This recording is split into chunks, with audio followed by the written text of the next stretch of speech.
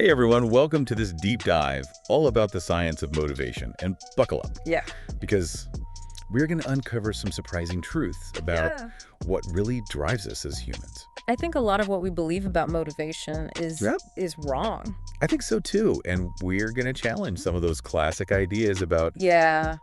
rewards and punishments. Yeah, for sure. And explore this idea of a hidden third drive Totally. that might just change how you think about Yeah. work and learning and Oh, for sure. even parenting. It's fascinating how much we just kind of take for granted about motivation. I know. We all grow up But with this motivation 2.0 system. It's the classic carrot and stick approach. Pick me those. Good grades for gold stars, bonuses for hitting those targets, and even the threat of grounding. Right. Bad behavior. It's so ingrained in our culture. It's so ingrained. But what if this whole system is flawed? We'll be taking a deep dive into Daniel Pink's book, Drive. Yeah, creep To uncover some pretty compelling research compelling, I agree. that suggests there's a better way. Oh, for sure. Pink's work builds on some pretty groundbreaking experiments, really starting with Harry Harlow's work. Monkeys back in the 1950s. I remember learning about this. Yeah, so he gave these monkeys puzzles to solve. Okay. And he found something really remarkable. When he offered the monkeys a reward for solving the puzzle, they actually got worse at it. No way. Yeah. Really? It seems like the reward actually distracted them Oh, wow. from the inherent joy of figuring things out. Okay, yeah. Like they were intrinsically motivated by the puzzle itself. Right. And the reward just kind of got in the way. So it's almost like the reward turned Yes. something they enjoyed into, like, work. Exactly. Yeah. And this isn't just limited to monkeys. Right. In 1969, Edward Deci ran a similar experiment with humans using this Soma cube puzzle. And he found that people who were paid to solve the puzzle were less interested in playing with it. Really? Later, like when you compared them to those who had never been paid, Okay. it's as if the payment extinguished their intrinsic motivation. Huh. That makes me think about all the times that I have been super motivated to tackle a project. Yeah. And then as soon as, like, someone dangles a reward in front of me, it's like, PFTF. The excitement just fizzles out. You're tapping into something crucial here. Yeah. Pink calls this the Sawyer effect. The Sawyer effect. Yeah, it's inspired by a scene from Mark Twain's Tom Sawyer. I love Tom Sawyer. Yeah. You know how Tom cleverly convinces his friends that whitewashing a fence is a privilege? Yes. Turning this shore into something desirable? Oh, classic Tom Sawyer. Always working those angles. Yeah. But, I mean, this is more than just a clever literary trick. Right. There's actual research to back this up. Yeah. So Lepper and Green, they conducted a study with these preschoolers who loved to draw. And they offered one group rewards for drawing. Okay. And then later they took the rewards away. Okay. And what happened? The kids who had been rewarded actually drew less afterward than those who had never been rewarded. No way. Yeah, it was like the reward turned that beloved activity into a chore. So if we want to foster, like, a genuine love of learning in kids, maybe we should be focusing on making those activities intrinsically rewarding. Totally. Rather than relying on those external incentives. I agree. That makes a lot of sense. And it applies to adults as well. Yeah. Think about all the things that you do simply because you enjoy them. Right. Now imagine someone trying to pay you to do those things. It would not feel the same. Would it feel the same? No, it might even take the fun out of it. It would probably take the fun out of it. Yeah, this is really making me question the way we approach motivation. It should. Not just in parenting. Absolutely. But in workplaces and schools, too. For sure. We're just scratching the surface. We are. Pink goes on to highlight several other downsides to this Motivation 2.0 system. Okay, let's hear it. All right. Well, for starters, research suggests that focusing solely on external rewards can actually diminish performance. What? There's this fascinating study where economists offered people in India higher financial incentives for completing certain tasks. So you'd expect that to lead to... more money, more effort, better performance, better results. Makes sense to me. But that's not what they found. Really? No. In some cases, those who are offered the highest rewards actually performed worse. Wow. It seems like that intense focus on the reward actually backfired. It became a distraction, Wow. hindering their ability to focus on the task itself. That's really making me think twice about those high-stakes Yeah. structures in the corporate world. Yeah.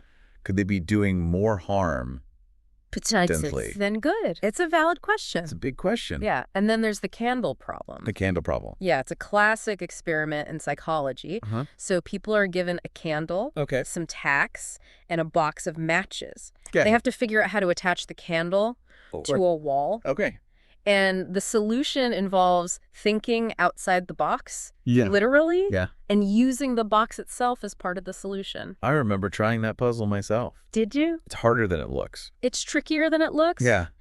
But the fascinating part is this. Yeah. When people were offered a reward for solving the problem quickly, they actually took longer. Oh, really? To find the solution. So the pressure to get the reward it seems so actually hindered their creative problem solving. Exactly. The reward narrowed their focus. Making it harder for them to see that unconventional solution. Yeah. Rewards can sometimes create a kind of tunnel vision that prevents us from seeing the bigger picture. And it doesn't stop there. Oh, no. Pink even found a study about how good behavior can be negatively impacted by rewards. I'm starting to think there's nothing safe from the downsides of Motivation 2.0. There are many. Give me an example.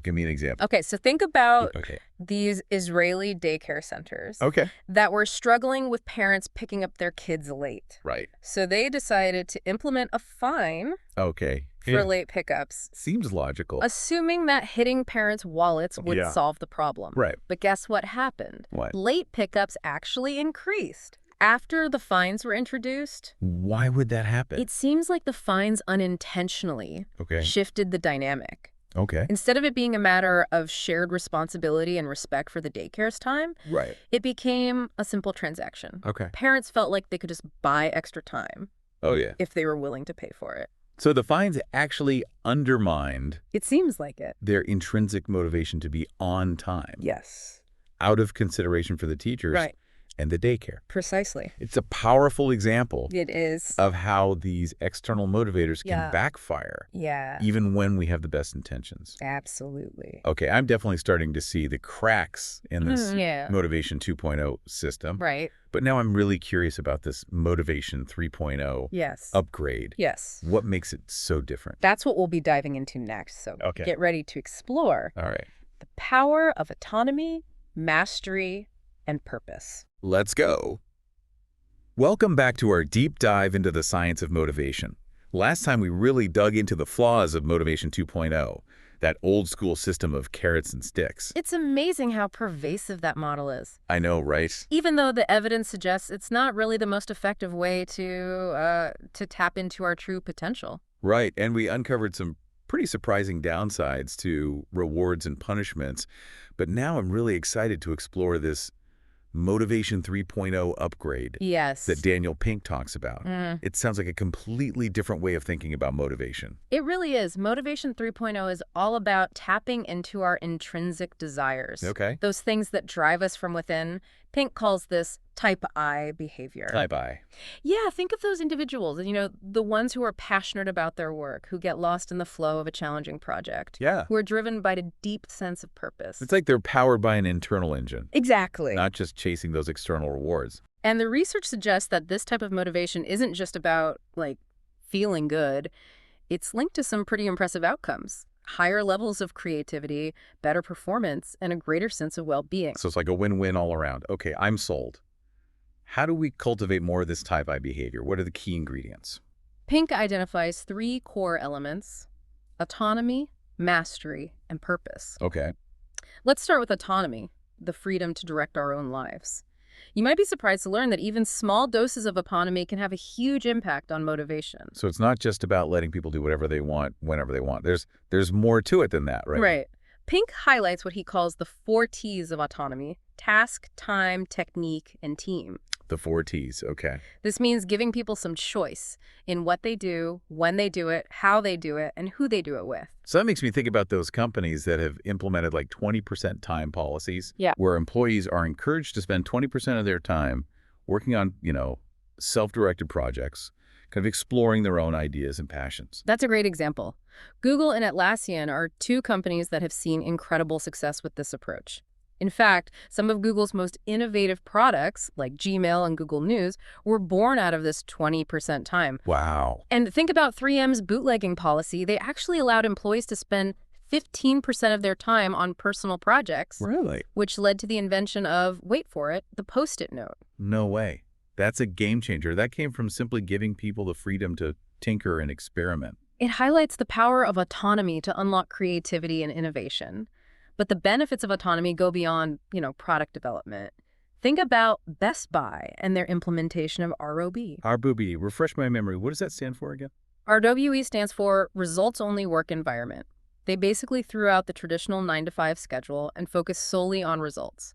Employees could work when and where they wanted as long as they got the job done. So it's all about trusting people to manage their own time and workload. Exactly. And the results were astounding. Okay. Best Buy reported a 35% increase in productivity after implementing ROWE. Not to mention lower turnover and a significant boost in employee satisfaction. Wow, that's a pretty compelling argument for giving people more freedom and flexibility in their work. Yeah. What other examples of autonomy in action are out there? Pink also talks about Zappos. Oh, yeah, Zappos. The online shoe retailer known for its exceptional customer service. At Zappos, customer service reps have remarkable autonomy in how they handle calls. They don't have to follow rigid scripts or, worry about being micromanaged on call times. Right. They're empowered to use their judgment and creativity to ensure each customer has a positive experience. It's about giving them the space to be human and to connect with customers on a personal level. And it's working. Zappos has incredibly low turnover rates in an industry notorious for high employee churn. Wow. It's a testament to the power of autonomy to foster engagement and loyalty. Okay, I'm convinced about the power of autonomy. What's the next element of Motivation 3.0? The next element is mastery. That deep-seated desire to get better and better at something that matters to us. Yeah. It's that feeling of flow you get, when you're completely absorbed in a challenging activity. I love that feeling. Yeah. It's almost like being in a trance. But how do we create the conditions for that flow state to happen more often? Pink delves into the work of Mihaly Csikszentmihalyi, who dedicated his career to studying this concept of flow. Csikszentmihalyi found that flow is more likely to occur when we have clear goals, receive immediate feedback on our progress, have a sense of control over the activity, and when the challenge level is just right, not too easy, not too hard. So it's about finding that sweet spot where we're pushing ourselves just enough to stay engaged and motivated. Exactly. And it's not just about individual effort. Leaders and organizations have a role to play in creating environments that support mastery. This could involve offering opportunities for professional development, providing regular feedback, and creating a culture that encourages experimentation and learning from mistakes. This makes me think about Carol Dweck's research on growth mindset. Oh, yes. It's that belief that our abilities aren't fixed, that we can always learn and grow with effort and practice. That's a crucial piece of the puzzle. People with a growth mindset are more likely to embrace challenges, persevere through setbacks, and ultimately achieve higher levels of mastery. It's about reframing those I'm not good at this moments into I'm not good at this yet opportunities for growth. I love that. It's about shifting our perspective from fixed ability to a focus on continuous learning. And it's a message we need to be reinforcing, not just in the workplace, but in schools and homes, too. It's about teaching kids that their brains are like muscles that can be strengthened through effort and practice. That brings to mind the 10,000-hour rule. Yeah. Popularized by Malcolm Gladwell. The idea that it takes 10,000 hours of dedicated practice to become an expert at something. Right. This rule, based on research by Anders Ericsson, highlights the importance of deliberate practice, that focused, purposeful effort that pushes us just beyond our comfort zone. Yeah. It's not just about mindless repetition. It's about actively seeking out feedback, identifying areas for improvement, and constantly refining our skills. It makes you think about all the incredible things people have achieved through dedication and perseverance. For sure. But I also imagine it can be easy to get discouraged along the way. Absolutely. That's why it's important to remember that mastery is an asymptote. Asymptote. That sounds a bit technical. Can you break that down for us? Think of it like this. Okay. Imagine a runner trying to reach a finish line. Okay. With each stride, they get closer and closer, but they never actually touch the line. They're constantly moving towards it, but they never quite arrive. That's mastery. So it's not about reaching some perfect end state. It's about the constant striving and growing along the way. Exactly. It's about embracing the journey of lifelong learning. And this brings us to the third core element of Motivation 3.0, purpose. Okay, let's talk purpose.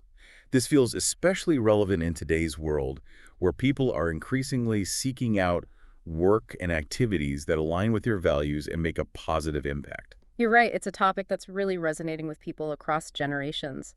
Pink describes what he calls the purpose thunderstorm, a phenomenon fueled by baby boomers reaching retirement age and kind of reevaluating their priorities. It's like they're asking themselves, what have I accomplished? Yeah. What kind of legacy do I want to leave behind? How can I make a difference in the world? And it's not just boomers who are seeking purpose. Right.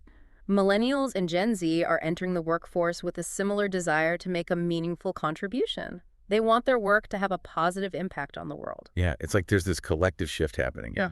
Moving away from that old school focus on wealth and status. Right. And toward a deeper sense of meaning and connection. And the research supports this shift. Studies have shown that people who pursue what are called purpose goals, things like helping others or contributing to a cause, report higher levels of well-being than those who solely chase profit goals, like, wealth accumulation. Right. So doing good can actually make us feel good. Yeah. That's encouraging. But how do we translate this into real-world action? Right. How do we bring more purpose into our workplaces and our lives? That's a great question, and one we'll dive into in the next part of our deep dive. Okay, stay tuned.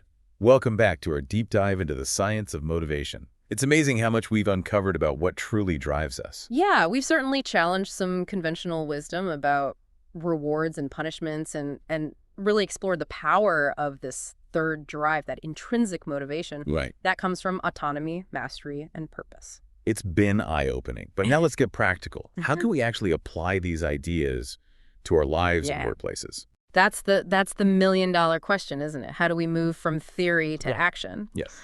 Fortunately, Daniel Pink offers some concrete strategies in Drive. Okay.